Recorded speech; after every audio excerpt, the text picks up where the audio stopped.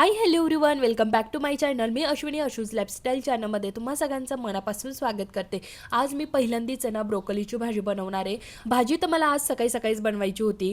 तर आता भाजी तर बनवायची, पण ती कशी बनवायची हे तर काही मला माहितीच नव्हतं. आता कुणाला फोन करून विचारण्यापेक्षा म्हटलं आपलं यूट्यूब कशासाठी आहे, यूट्यूबमध्ये जाऊन आहे ना मस्त ब्रोकोलीची भाजी कशी बनवायची ना, तर ती रेसिपी सर्च केली. म्हणजे ब्रोकोली भाजी रेसिपी असं टाकलं आणि मग खूप साऱ्या अशा रेसिपी समोर आल्या. मग त्या रेसिपी बघता बघता तर इतका कंटाळा आला होता ना, पण त्यातली एक रेसिपी मला आवडली. म्हटलं चला ह्या पद्धतीनेच आपण आज ब्रोकोलीची भाजी बनवूया. म्हणजे सध्या आहे ना यूट्यूब हे ज्ञानाचं भंडार झाले असं म्हणायला काही हरकत नाही. घरात बसल्या बसल्या ना 5 मिनिटामध्ये ना आपण खूप साऱ्या गोष्टी शिकू शकतो.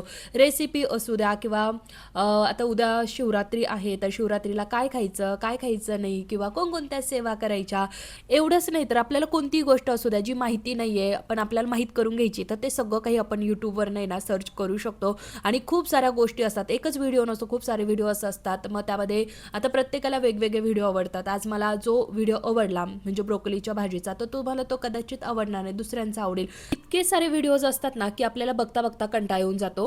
तर खरंच घरात बसल्या बसल्या आपल्याला 5 मिनिटामध्ये ना खूप साऱ्या गोष्टी शिकायला भेटतात. कुणाला फोनही करायची गरज नाही किंवा कुणाला विचारायला जायची सुद्धा गरज राहिलेली नाहीये. यूट्यूब असू द्या, फेसबुक असू द्या किंवा इन्स्टा, तर ह्या सगळ्यांवर आपण आहे ना खूप सारे व्हिडिओ बघून खूप साऱ्या गोष्टी ह्या शिकू शकतो. कोणत्याही असू द्या त्या 5 मिनिटामध्ये आपण खूप साऱ्या गोष्टी शिकू शकतो. पण त्या 5 मिनिटाचे 5 तास जर आपण मोबाईलवर घालवले ना, तर मग काही आपलं खरं नाही. कोणत्या गोष्टीचा वापर आपण कसा करतो ना, हे जास्त महत्त्वाचं आहे. आपण जर योग्य वापर केला ना, तर नक्कीच आपलं आयुष्य ना एकदम सुंदर होऊन जातं. यूट्यूब फायद्याचं आहे की तोट्याचं, हे मात्र प्रत्येकावर डिपेंड आहे बरं का. प्रत्येकजण कसा त्याचा वापर करतो ना, ते जास्त महत्त्वाचं असतं. आज तर मला त्याचा फायदा झालेला आहे, म्हणजे नक्कीच फायद्याचंच आहे. ब्रोकोली मी इथे ना तुमच्याशी गप्पा मारत मारत छान अशी निसून घेतली. किचन वट्ट्यावरचा सगळा पसारा मी आवरून घेतला होता आणि पुन्हा जशाच्या तसा पसारा झालेला आहे. पाणी मस्त जगमध्ये भरून घेतलं आणि मी दहीसुद्धा लावलेलं आहे बरं का. कारण आता मस्त उन्हाळा पडलेला आहे, आता दही दररोज लावलंच गेलं पाहिजे घरामध्ये. तर मस्त इथे दही माझा छान बनलेला आहे.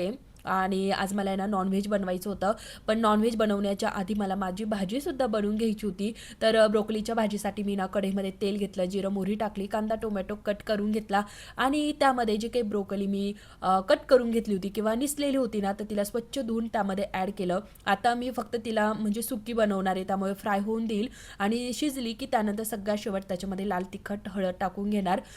मीठ पण शिजतानाच टाकलेलं आहे. तर अशी छान माझी ब्रोकोलीची भाजी बनते.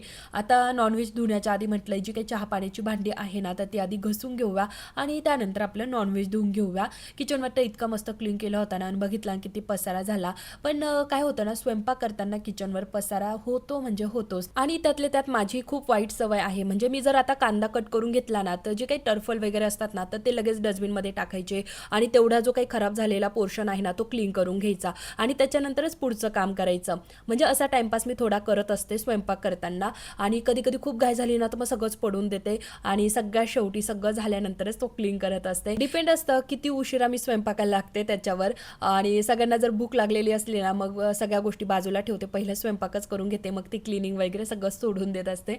तर चला इथे माझी ब्रोकोलीची भाजी मस्त तिकडे शिजते. आता जे काही नॉनव्हेज आहे ना, तर ते मी मस्त स्वच्छ असं धुवून घेते. आता तुम्ही मला म्हणाल किती वेळा नॉनव्हेज करत असते घरामध्ये, पण काय करणार, तुम्ही जर नॉनव्हेज लवर असाल ना, तर तुम्ही समजू शकता की घरामध्ये किती वेळा नॉनव्हेज बनलं जातं. म्हणजे हे नॉनव्हेज लवर असतात ना, त्यांना दररोज ही भाजी बनवून दिली ना, तरी ते फुल खुश असतात. दुसरं कोणती भाजी बनवू नको, फक्त नॉनव्हेज बनवून खाऊ घाल.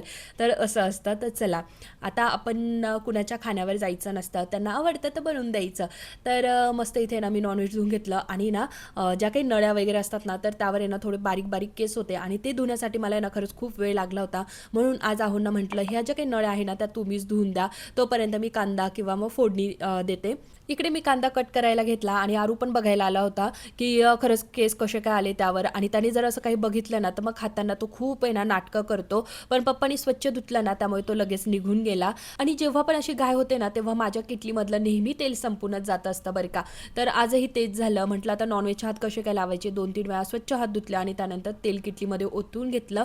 अहो सुद्धा मला ना आज किचनमध्ये मदत करत होते ना, त्यामुळे मला आज स्वयंपाक करायला खूप भारी वाटत होतं. आणि असं वाटत होतं ना, दररोज यांनी मला थोडीशी मदत करावी, पण ती मात्र ते कधीच करणार नाही. स्वतःला जर तहान लागली ना तर उठून पाणीसुद्धा प्यायला लवकर येत नाही बरं का, असे आहेत ते. पण एक आहे मात्र, जेवण झाल्यानंतर स्वतःचं ताट तांब्या मात्र उचलून ठेवतात बरं का, बेसिंगजवळ आणून ठेवतात. ही सवय मात्र त्यांना आहे, बाकीची मात्र अजिबात नाही. ते घरामध्ये किती पसारा पडला ना तरी इकडची वस्तू तिकडं कधीच करत नाही, फक्त बघत बसता गंमत. तर चला, आज त्यांना नॉनव्हेज खायचं आहे ना म्हणून त्यांनी मला मदत केली, त्यांना आणि मुलांना. तर त्यामुळे त्यांनी मला जे काही नळ्या होत्या ना त्या स्वच्छ धुवून दिल्या आणि त्यावर आहे ना इतके बारीक बारीक केस होते ना, अक्षरशः त्यांना नंतर नंतर इतका कंटाळा आला होता ना, म्हटले उगाच मी घेऊन आलो बरं का इतक्या.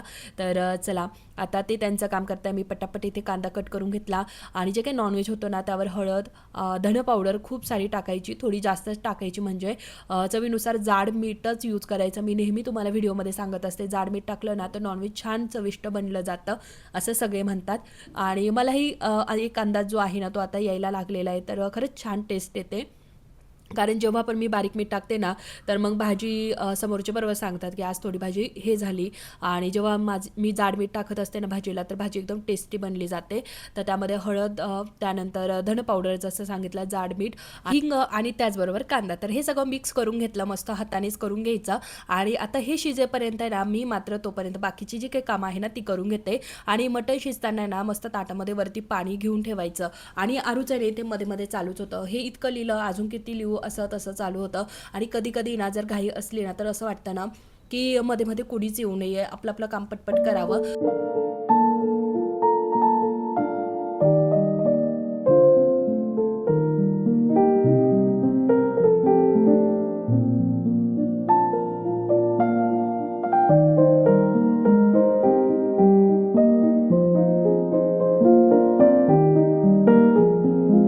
आणि जेव्हा पण नॉनव्हेज घरामध्ये बनतं ना त्या दिवशी मी किती वेळा हात धुते ना तर ते काही सांगता येणार नाही. ते इतक्या वेळा मी हात धुवत असते की काय सांगू.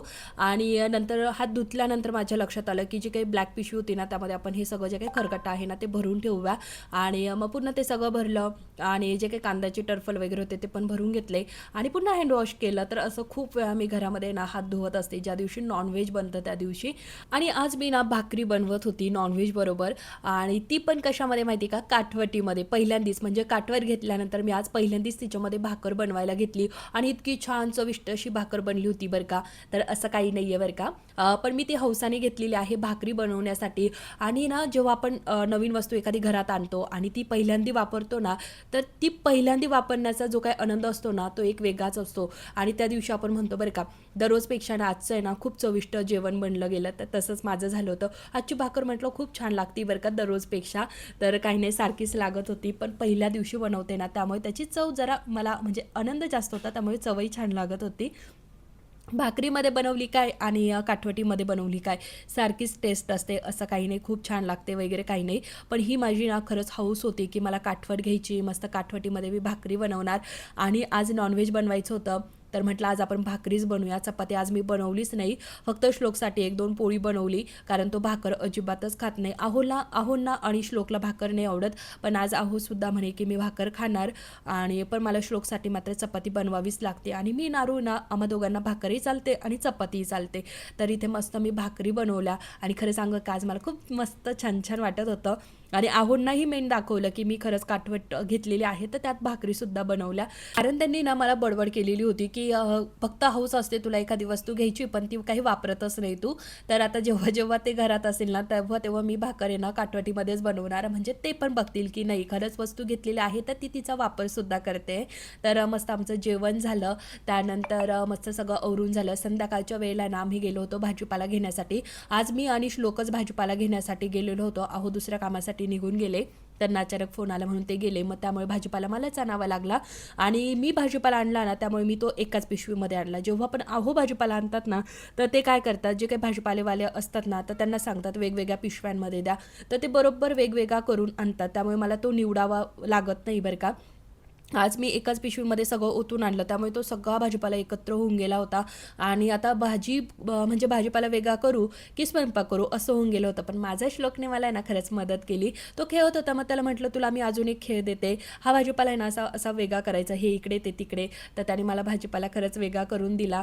आणि त्यानंतर मी स्वयंपाक बनवला. आमची पुन्हा जेवणं वगैरे झाली, किचन अट्टा आवरून घेतला.